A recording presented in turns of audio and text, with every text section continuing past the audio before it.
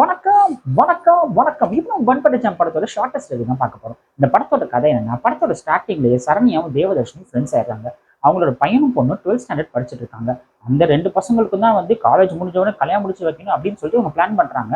But அந்த கல்யாணம் அவங்க ரெண்டு பேருக்கும் பிடிச்சி போய் இது ஒரு அரேஞ்ச் கம் லவ் மேரேஜ் அமையணும் அப்படின்னு சொல்லிட்டு பிளான் பண்றாங்க. இந்த பிளான் நடந்துச்சா, அதுக்கப்புறம் இந்த கதையில என்ன நடக்குது அப்படிங்கிறது தான் மீதியே. ராஜுவுக்கு ஹீரோவா இது ஃபர்ஸ்ட் படம். ஒரு கேஷுவலான ஹீரோவா, ஒரு ஃபன் ஃபீல்டு, அங்கங்க எமோஷன் கலந்த ஒரு ஹீரோவா நடிச்சுட்டு போயிருக்காரு.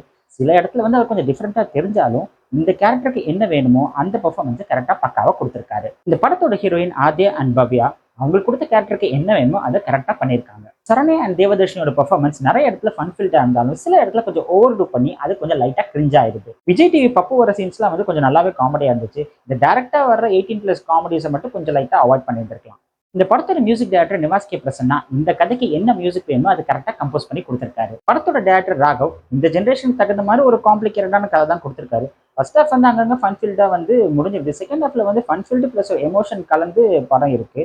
இந்த கதையை சொல்றதுக்கு வந்து ஒரு 2.5 hours இந்த படத்துக்கு டியூரேஷன் வைக்கணுமான்னு சொல்லிட்டு இந்த படம் பார்த்து முடிச்சோன்னு ஒரு டவுட் இருந்துச்சு. கொஞ்சம் சீக்கிரமா முடிச்சிருந்துருக்கலாம், கொஞ்சம் சின்ன படமா ஆக்கியிருந்திருக்கலாமோ, இன்னும் பிரிஸ்கா இன்னும் இன்ட்ரெஸ்டிங்கா இருந்திருக்கும்னு சொல்லிட்டு ஒரு ஃபீல் இருந்துச்சு. படத்துல என்ன சொல்ல வராங்கன்னா, பாஸ்டா இறந்த காலமாவே நினைச்சுக்கோங்க, ஃபியூச்சரை வந்து ட்ரீமா வச்சுக்கோங்க, ப்ரெசென்ட்டை வந்து நல்லா வாழுங்க அப்படின்னு சொல்ல வந்திருக்காங்க. இந்த காலத்து 2K ஜென்ரேஷனோட வந்து ஃப்ரெண்ட்ஷிப்பையும் லவ்வையும் வந்து ஒரு ஃபன் ஃபீல்டாகவும் எமோஷனலாகவும் அந்தங்க இடத்துல வந்து நிறைய தத்துவங்களும் சொல்லி அங்கங்க காமிச்சிருக்காங்க. பட் சில விஷயங்கள்லாம் வந்து திணிச்ச மாதிரி ஒரு ஆர்டிஃபிஷியல் ஃபீல் வந்துச்சு. ஏன் இப்போ இந்த சீனை இப்படி காமிக்கிறாங்க, ஓகே தத்துவம் சொல்ல வராங்க போல அப்படின்னு சொல்லிட்டு இருக்கும்போது அது மட்டும் கொஞ்சம் ஆர்டிஃபிஷியலாக இருந்துச்சு. மிச்சப்படி பார்த்தீங்கன்னா படம் வந்து ஓவராலாக வாட்சபிளாக இருந்துச்சு. தன்னோட பாஸ்ட்ல XYZ அவங்களோட மெமரிஸை ஸ்டில் மனசுல வச்சிருக்கிற சில மக்களுக்கு இந்த படத்தை பார்த்தவொன்னே நமக்கு இப்படிதானே ஆச்சு அப்படின்னு சொல்லிட்டு லைட்டா அஃபெக்ட் ஆகும். ஆக மொத்தத்தில் இந்த படம் லைட்டா ட்ராக் ஆனாலும் சில பல ஃபிளாஸ் இருந்தாலும் matured audience and 2K generation மக்கள் இந்த பன் பட்டர் ஜாமை தியேட்டர்ல ஒரு தடவை கண்டிப்பா ட்ரை பண்ணலாம்.